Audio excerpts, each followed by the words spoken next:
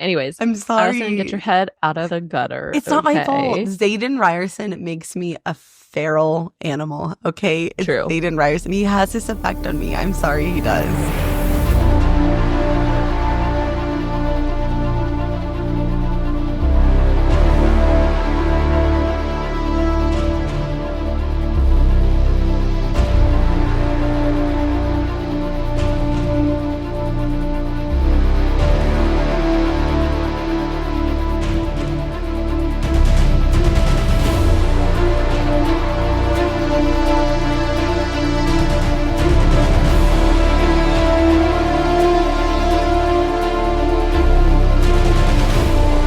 Hi, everyone. Welcome back to the Booked on Fantasy podcast. We, Addison and Lorraine, are two best friends who explore the world of fantasy through book shows and movies, but with a heavy emphasis on books. And we have very exciting news for everyone today. This is a bonus episode because last night, which was November 10th, a very exciting excerpt from the soon-to-be released Onyx Storm was dropped in Cosmopolitan Magazine's Winter 2024 edition. We originally saw it on Reddit first, but it has since been deleted. And as of now, you can access the magazine and article, which is titled Hotter Than Dragonfire, through Kindle Unlimited if you have that, or the Libby app. Alternatively, we are linking a PDF version of the excerpt in the episode description of today's show. So if you do not have access to Kindle Unlimited or Libby, don't worry, we got you. We do. Or we also made a reel on TikTok and Instagram where I talk for a second and then I disappear off screen so you can screenshot and zoom in and read on your phone. But the font is very tiny. Without further ado, let's get into it. So we do have a couple housekeeping updates to do first, though. So take it away, Addison. Yes. Okay. So for those of you guys who have been listening for a little while, you know that we have been discussing our plans for if and how we will cover Onyx Storm, which is the third book in the Empyrean series. We were going to wait to announce our plans, but with the release of the excerpt, we are happy to officially announce we will be covering Onyx Storm in the same deep dive, spoiler-free format when it does come out in January. Our plan is to wrap up Queen of Shadows right before the release date and switch over to Onyx Storm. But, super important note, we are definitely not done with TOG. As soon as we finish Onyx Storm, we will jump back into the TOG universe with Empire of Storms. Ultimately, it was a really difficult decision because we love both worlds so much and we don't love the idea of stopping in the middle of a series, but we really, really want to cover all the Empyrean content in the future because we know there's going to be 2 more books after Onyx Storm. And if we were to wait until we finish TOG, we would basically be waiting until next year. And by next year, I mean like 2026. Kingdom of Ash by itself is 1,000 pages, okay? 1,000 pages. And we still have Empire of Storms, Tower of Dawn, and Kingdom of Ash. So we still have 3 more books after that. So we would literally be waiting so long. And we really value being able to do our deep dive spoiler-free. And there's no way I was going to be parted from Zayden Ryerson a moment longer than necessary. And it basically would have been impossible for us to avoid spoilers until we finish TOG.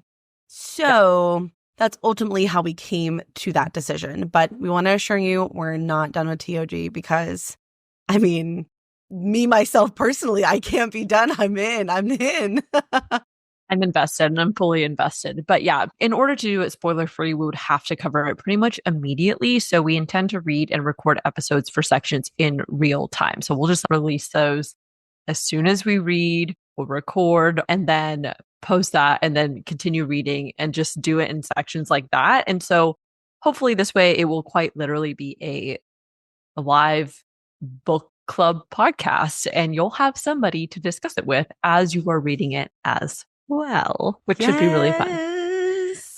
If you're wondering why we aren't covering Fourth Wing and Iron Flame, it's because we've already read those books. And so we wouldn't be able to make our coverage spoiler free for people.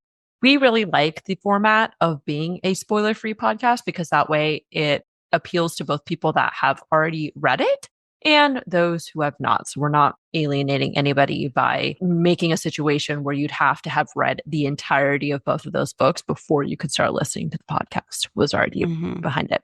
But we do plan to release Iron Flame recap episodes. We're going to do 2 episodes just to summarize and go over important things to remember from Iron Flame specifically, because that is most relevant moving into Onyx Storm. We didn't feel like there was really anything from Fourth Wing that wasn't answered in Iron Flame. So that's why we're focusing on Iron Flame first. Or if it was such a broad question that it's going to continue throughout this series. And ultimately, Fourth Wing has been out for like a year and a half. And so I feel like so many people have covered it and deep dived it. Yes. Deep dove it. I don't know. I don't know what the right thing to say is, but we didn't feel that would be the best use of our limited time leading up to Onyx Storm. But of course, Iron Flame is the preceding events greatly impact Onyx Storm. Throughout our coverage, we will reference Fourth Wing and Iron Flame, but we just didn't feel like it would be necessarily beneficial for you guys or for us time-wise to do any like recap of Fourth Wing.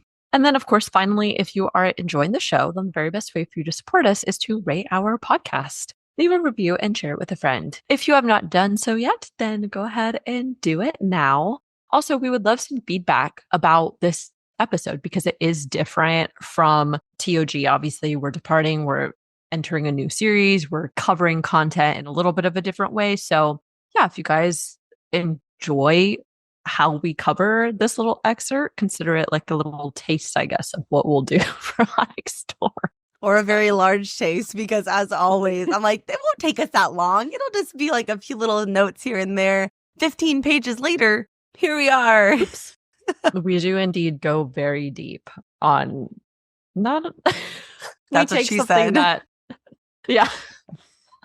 We take something and we make it into something a lot bigger. So, that's anyways. What she said.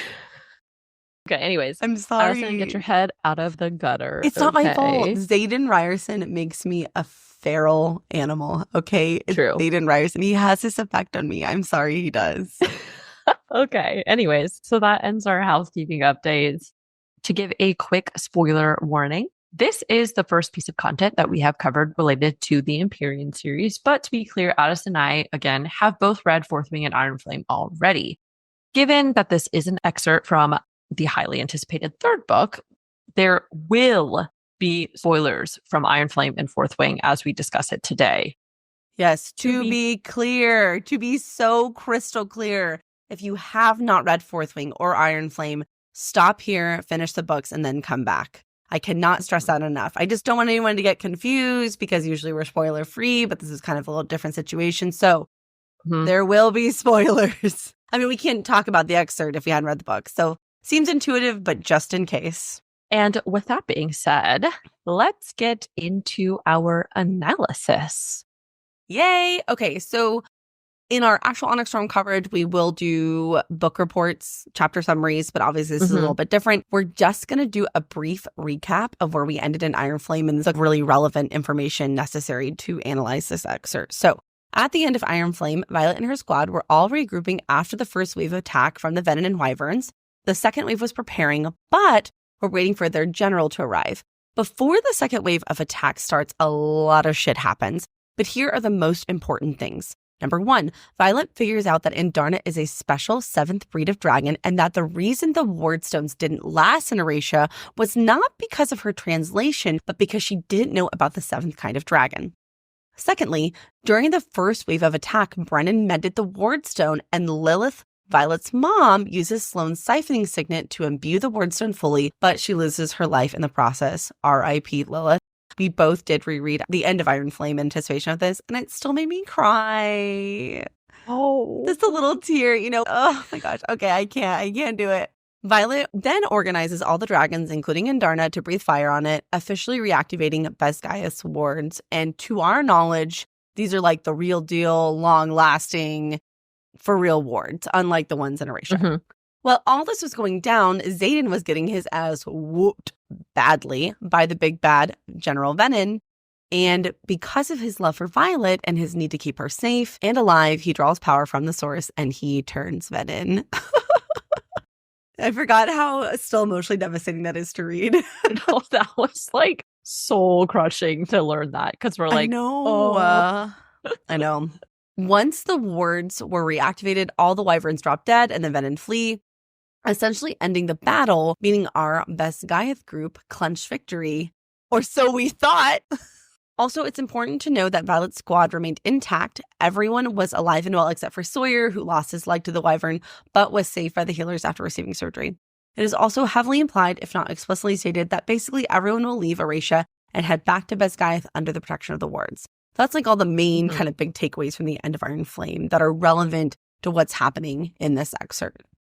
And then very quickly, so I feel like a big question that is happening with the excerpt is how does this fall chronologically following the events of Iron Flame? So I did some real like red string pictures everywhere. I'm like, okay, I can do this. Like I almost like tried to break it down hour by hour, you know? So before we get into the actual excerpt, I feel like we need to establish a timeline for where this falls. And so here's what I think the timeline is. But first, allow me to set the scene for you. At the end of Iron Flame, the wards go up, the Venin flee, everyone is cheering in the halls. Violet makes her way to Xaden. She tells Taryn and Darna they need to have a little chit chat. And then she sees Xaden and realizes he's a Venin. Okay. End of the book from Violet's perspective. We then jump to Xaden's perspective. He and Violet were sleeping. We can assume this is that night after the battle. There's also a comment about how they waited hours while Sawyer was in surgery. So to me, that means this. Violet and Xaden have their conversation at the end of Iron Flame. They probably do some procedural stuff like help with the wounded, get everyone organized and settled. They wait for Sawyer to be out of surgery to make sure he's going to live. And I feel this is basically canon because Violet would never go to sleep without knowing one of her squad mates was going to be okay. She just wouldn't. Okay. Her and Xaden go to bed, probably late.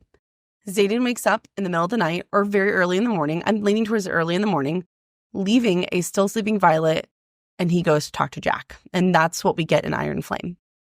After that, where and what Xaden does is unknown, but Violet remarks two things in the excerpt when he re-enters. One, he's with Garrick, and two, he had wet spots from fallen snowflakes on his heavy winter flight jacket, so he had likely been outside.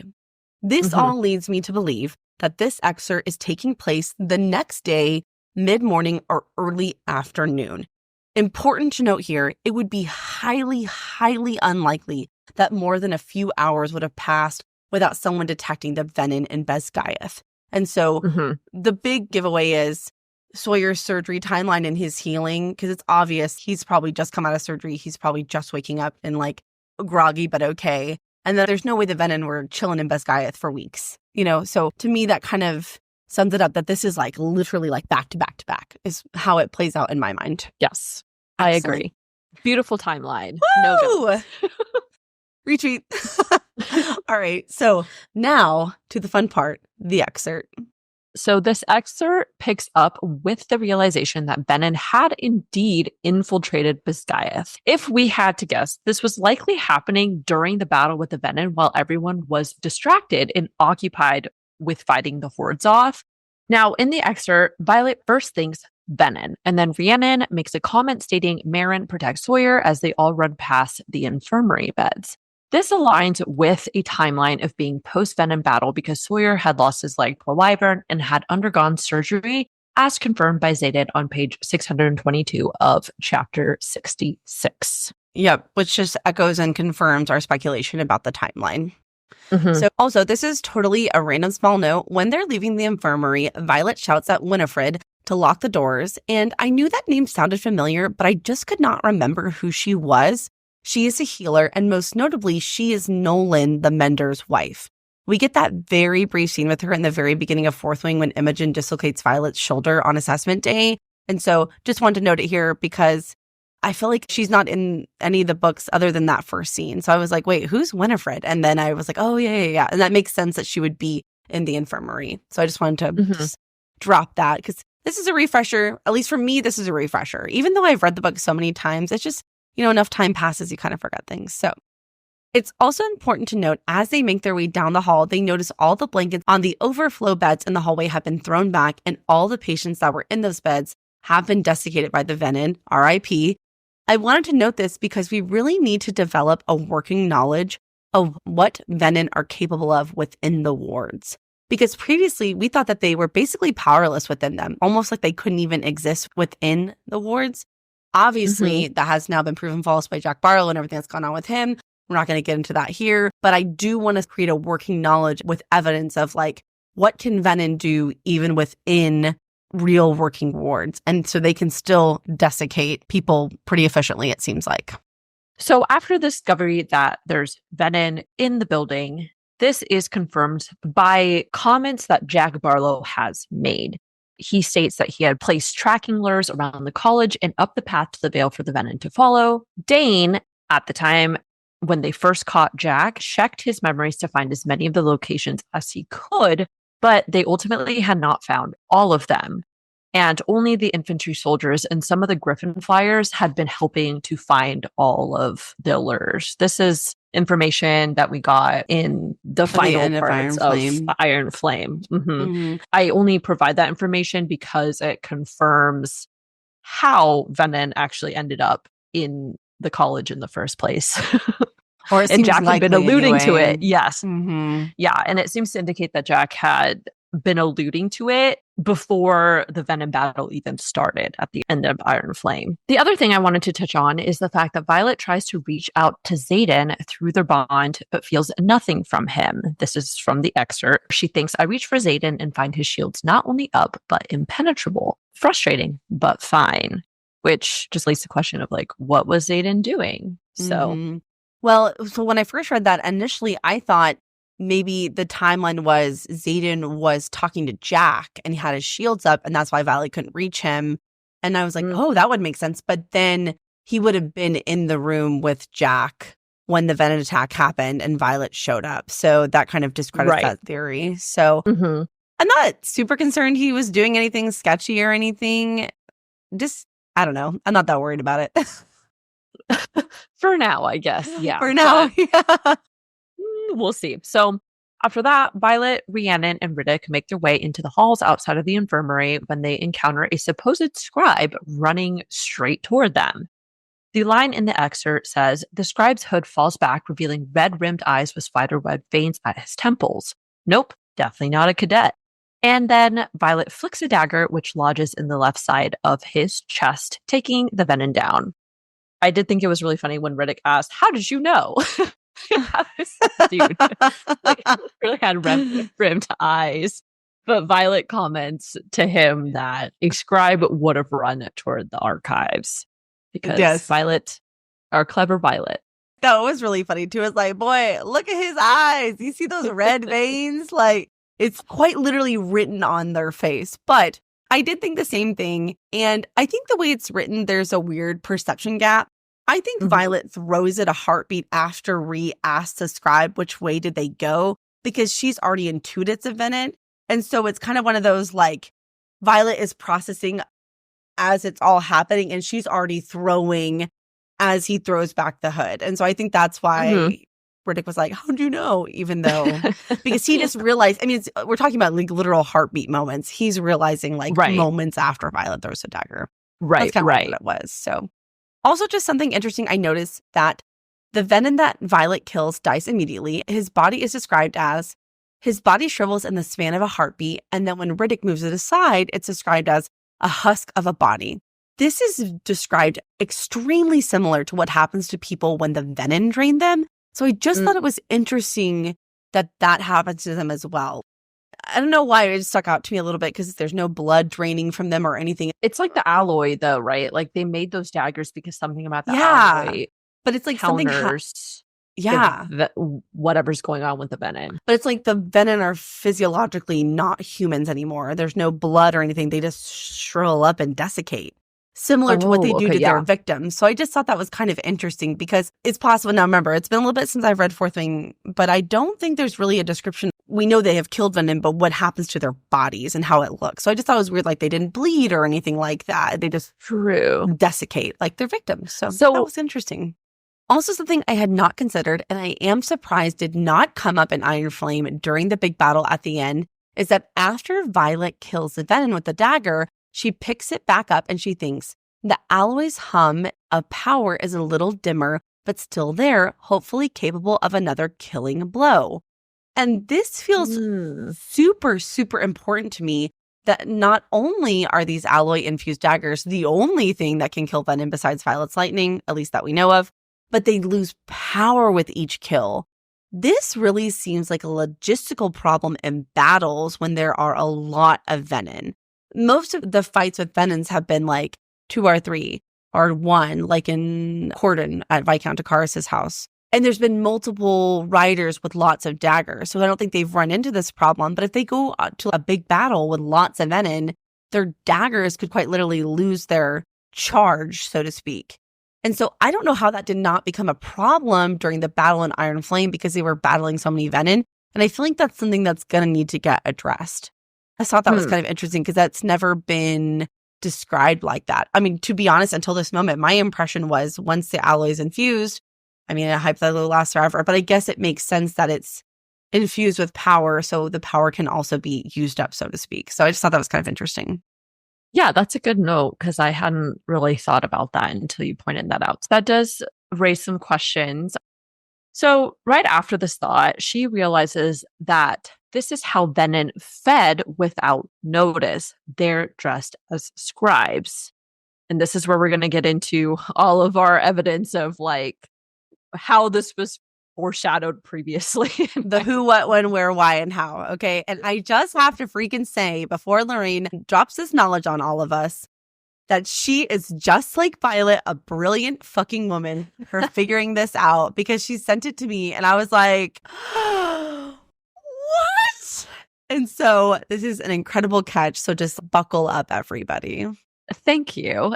So I had gone, I think, all the way back to chapter 59, actually, to read just the whole ending section and refresh my memory of what happened.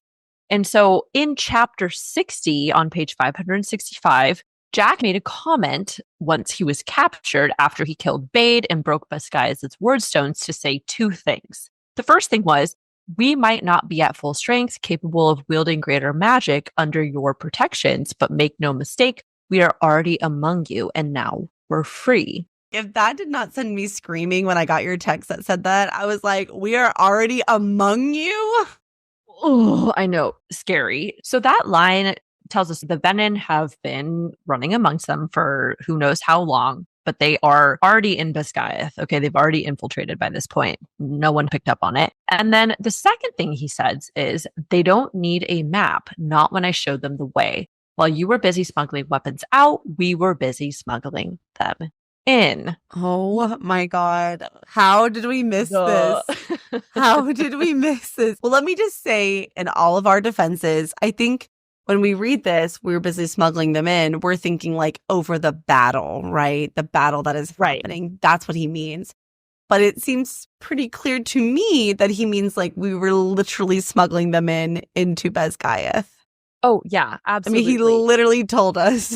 And that tells us it's been happening over a long period of time because we know that Xaden has been going on missions with some of the other marked ones, like from Fourth Wing. Okay, so this has been going over a long period of time. And so when he says you were smuggling weapons out, we were putting them in. So like, you know, timeline wise, it means it's been happening over quite a long period of time, you know? See, I really did not. I mean, I like it for the story purposes, but I remember not liking that Jack Barlow was a venom and could be a venom within the wards because now it's created this hysteria of like, everyone's a venom, who's not, trust no one. And I find that very stressful. I find it very stressful. It really is. Yeah. And so we also know that Jack Barlow had placed tracking lures around the college and up the path to the Vale for the venom to follow, as was discussed on page 567. So Dane had checked Jack's memories at this time to find and look for as many locations as he could, but not all of them were ultimately found, which means if venom had made it in, they could still use the lures to navigate Basquiat and the Vale from within. Now, the main connection to make from this is that everyone believed this was strictly about the tracking lures Jack had been leaving around, but now we know he was actually alluding to the fact that venom were the weapons that had been smuggled in and infiltrated under the disguise of being scribes, supposedly. So, internal and external screaming, both. Crazy, very crazy, not great. We do not like this. So next, they head down the stairs toward the chamber where Jack Barlow is being held. And this also aligns with where chapter 66 of Iron Flame ends when Xaden goes to visit Jack in his cell to ask about a cure. So another piece of evidence to support our working timeline. Once they get down there, they hear that there are other Venin already there, and they realize that the Venin are trying to bust Jack Barlow out of jail, essentially. Violet, Rhiannon, and Riddick enter to the brig where they see two dark wielders in scribe clothes, and a third female is drawing a dagger across the neck of a second lieutenant that they'd pinned to a table, and a fourth that stands at the edge of the shadows. Now, it's described that there is a female that has a long silver braid and the classic red-rimmed Venin eyes. And she also has a faded tattoo on her forehead, which this is super crazy because we know that the silver ends of Violet's hair have been a huge topic of conversation. And so we're just like, what does this mean about this Venin? What does this mean about Violet? It just raises a lot of questions. And then even more crazy is that with the smirk, this said female then disappears. Okay, she like apparates and like teleports out of there. And we don't know where she goes, what she was doing, how she did it. Okay, but obviously I was like, what the fuck? Those are my thoughts exactly. I was like, what? What? I had to go back and read that part like 4 times. I'm like, wait. She disappeared? Like, poof. Apparently so. So my main thought with this discovery that is so crazy about this Venin disappearing is that she must be a really powerful Venin within the hierarchy if she can just teleport like that, basically. Because I don't think we've seen any other Venin do something like that yet. She is the first one of those. Shit. As you're saying it, one of the Venin at Resin disappear, the one with the staff, like apparates out of there. I'm pretty sure. Oh, but okay, but if that's the case, did he use the staff? Is that what allowed him? We don't know enough about Venin, but damn it, as you're saying. Okay, but we do know that one was one of the leader ones, right? Like that one was a sage, I think. Yeah. Okay, so in either case, maybe the silver-haired one is rank-wise at least a sage, potentially more. If they have that kind of power. Or you could also go in the other direction. Violet is imagining this. This is a premonition. There are a lot of directions you can go with this. I had a crazy theory that I now feel like is a little discredited. I just discredited myself in this episode by remembering what happened at Resin. But I will just tell you what my crazy theory is, okay? Just for fun. So there is a lot of speculation about Violet's second signet, and one of those is time travel or time manipulation. There are a lot of variations of that, a lot of directions you could go. Remember in Iron Flame, in Violet's Venin nightmares, the Venin tells her she will turn Venin for love. So I was wondering, because the Venin has silver hair, what if the Venin is actually Violet from the future or something like that, or the past, present? I don't know.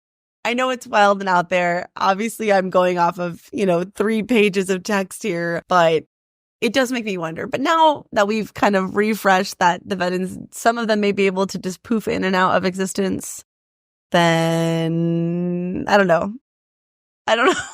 Dang it. When you did say that, I was like, that is crazy, but I really like it. And I thought I know you would cool like it. If her second signet was related to time. And that is one of my top contending signet theories for Violet, honestly, is that it has something to do with time potentially, mostly because of Andarna. But we also know that Andarna's gift with time was something that was specific to her being a featherling still. And that after she got older, that was going to disappear, right? That wasn't going to remain as a power that Violet could have. And we know that the signets that writers develop is a mix between characteristics of the writer and the power of the dragon that they channel from. So also, I feel like we have to at least note the mention of the tattoo on the forehead of this disappearing Venin. Unfortunately, I have absolutely no speculation on what or why. I did search tattoo in the ebook. Lots of the writers have tattoos because they're badass. But to my knowledge, there has been no mention of symbolically important tattoos that have any kind of signifying information about that person, and definitely not related to Venin. But just going to note it here. Right. I think it's important too, especially because I feel like anytime a character notes something like a characteristic of somebody else, Mm-hmm. it seems important. And Violet specifically notes that this Benin had silver hair and that it had this tattoo on its forehead. So that's And pretty something so distinct. I was just going to say something so distinct too, such a distinct marking on such a prominent place of the body.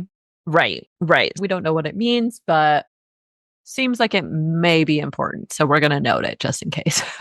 Of course, as everybody's in the cell, a fight ensues, and during it, one of the Venom with the sword shouts, "Not the silver hair. We need her." The question being, we need her for what? And the Venom obviously is referring to Violet. And despite what Violet thinks right after this, she thinks to control Zayden, fuck that. I'll never be used against him again.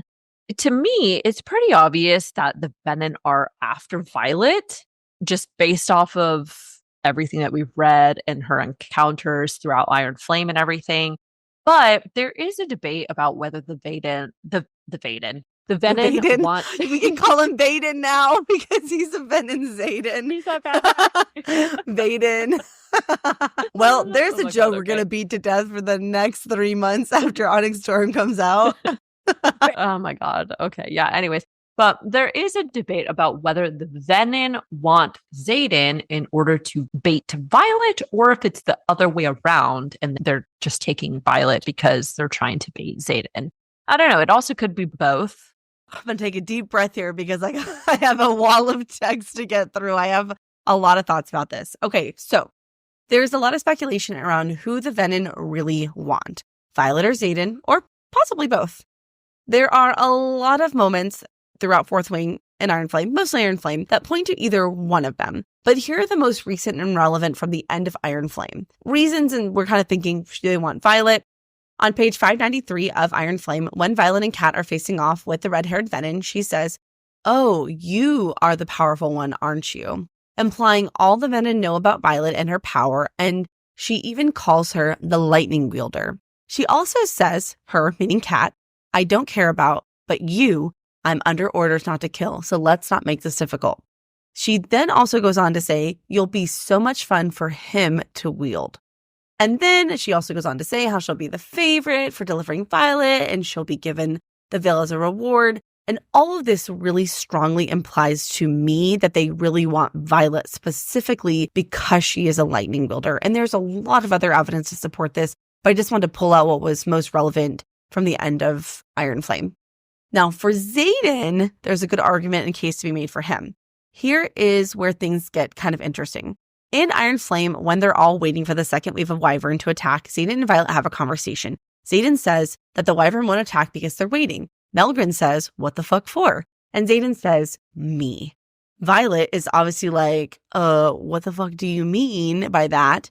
Zayden tells Violet he thought we'd be at Samara, figured we'd do the honorable thing and answer Melgren's call, he being the big bad General Venom. Violet says, "How do you know that?" And Zayden says, "Do us both a favor and don't ask." I'm not going to go totally down the rabbit hole of like, we need to dissect this conversation. We'll do that in our Iron Flame recap. But there is something that will definitely get explored in Onyx Storm, but its relevance to who the Venom want is this. This implies that they need Zayden for something. My guess is that they want to use him to get to Violet.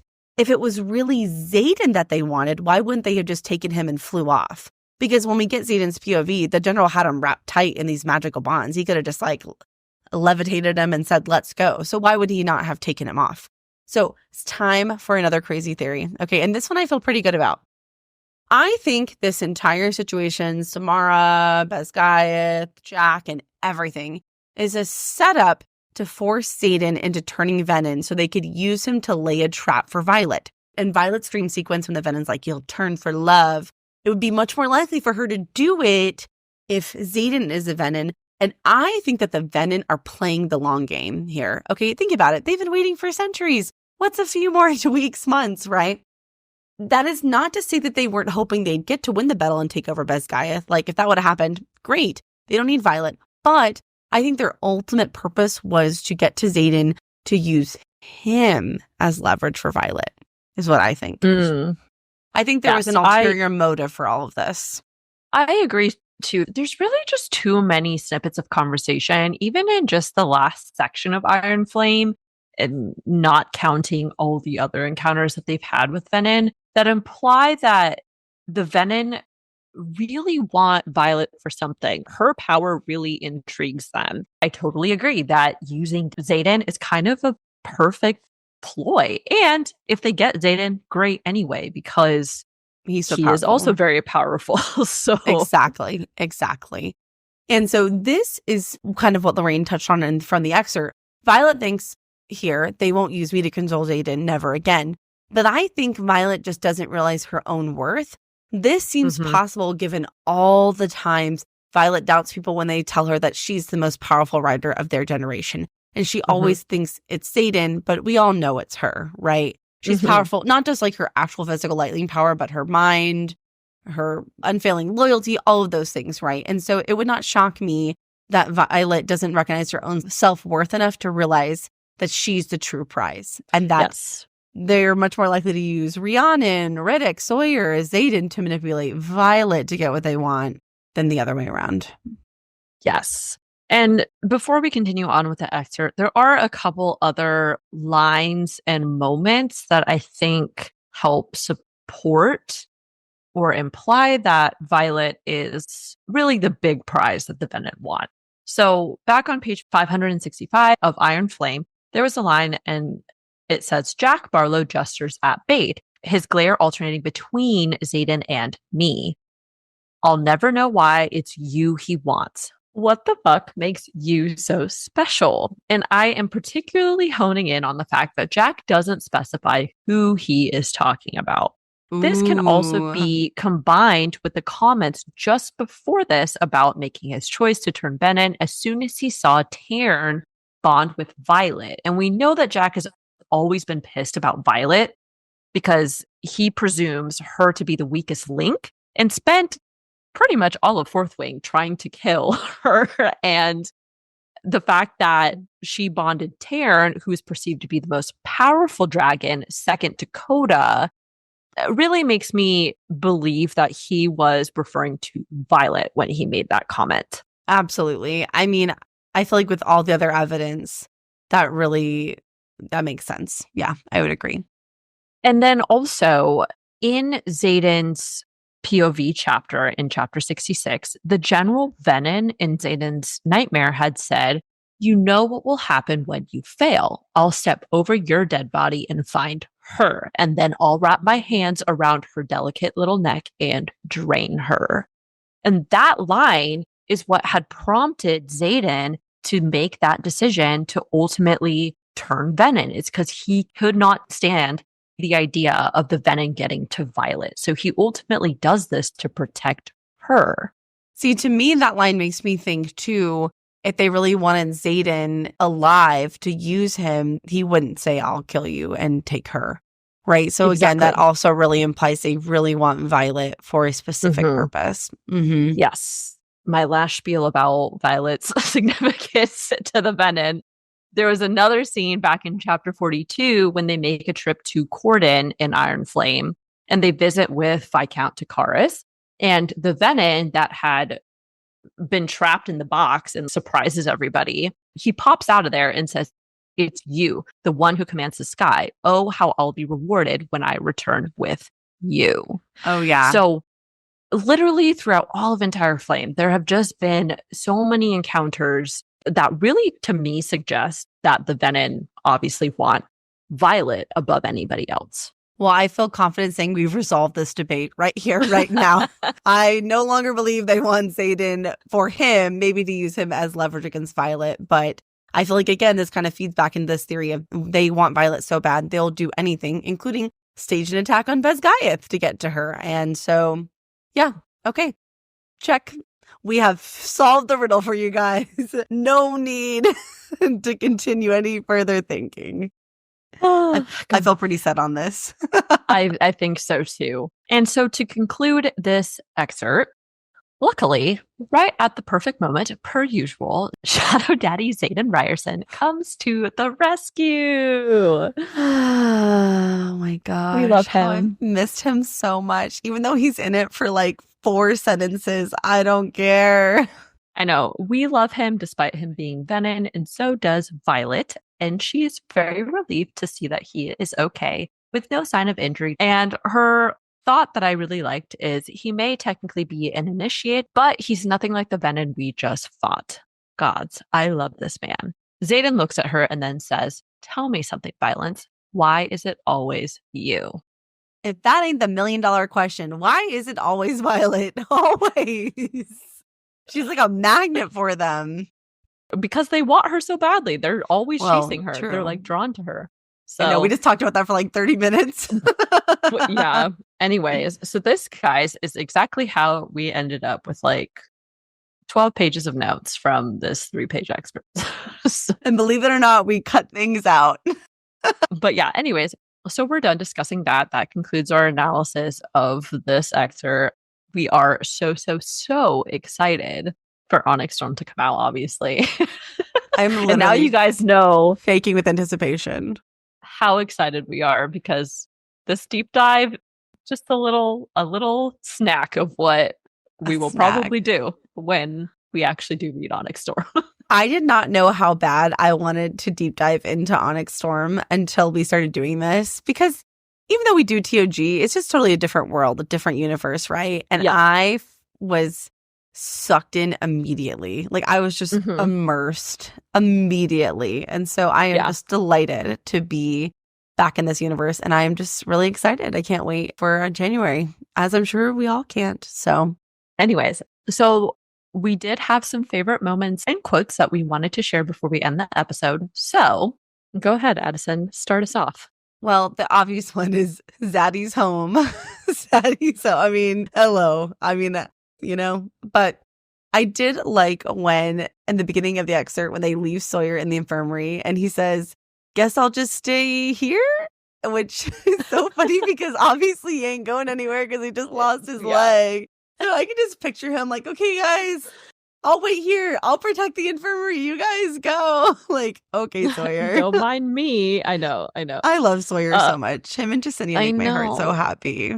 I'm really glad that he survived. Obviously, it was not great that he got his leg cut off, but it could have been a lot worse. Okay, so he could have died. Oh, no, listen.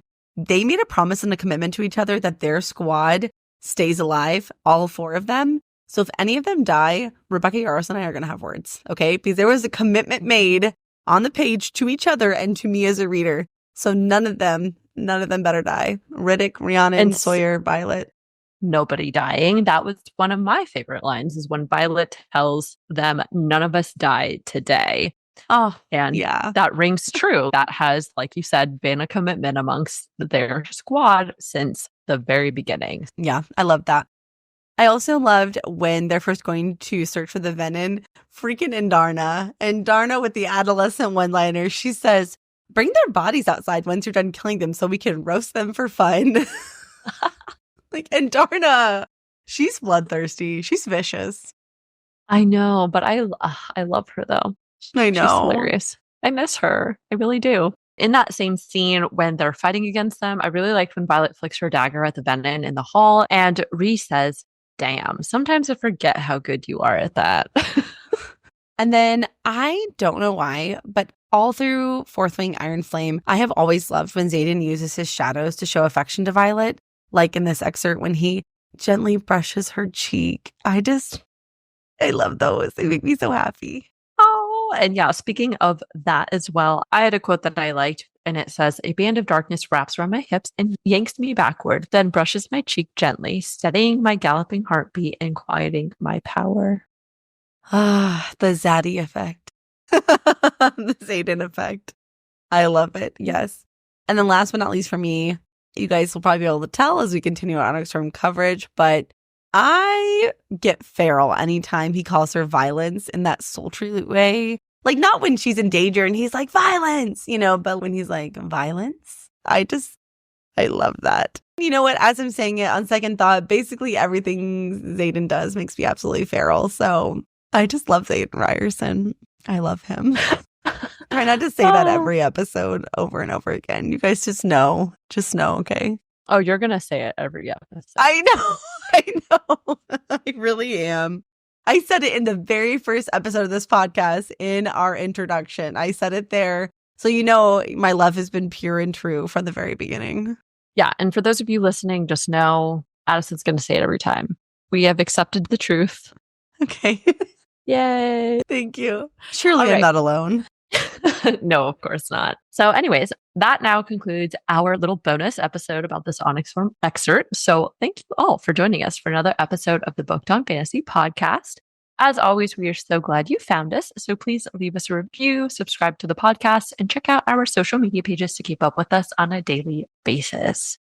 That's all we've got for you guys this episode. So stay nerdy and stay tuned for our very first episode of Queen of Shadows as well. Bye. Bye. And stay tuned for many, many bloopers. 1,000 pages. And we still have Empire Storms, right? No. Storms. Yeah. Yeah, Empire we still Storms, have Tower of Dawn. Oh, no. Queen of Shadows, Empire Storms. Oh, wait. No, we're going to finish. Hold on. Yeah, we'll finish Queen of Shadows. Yes. Yeah. I know the same thing. We still have Empire of Storms, Town of Dawn. Oh my gosh, I can't say it.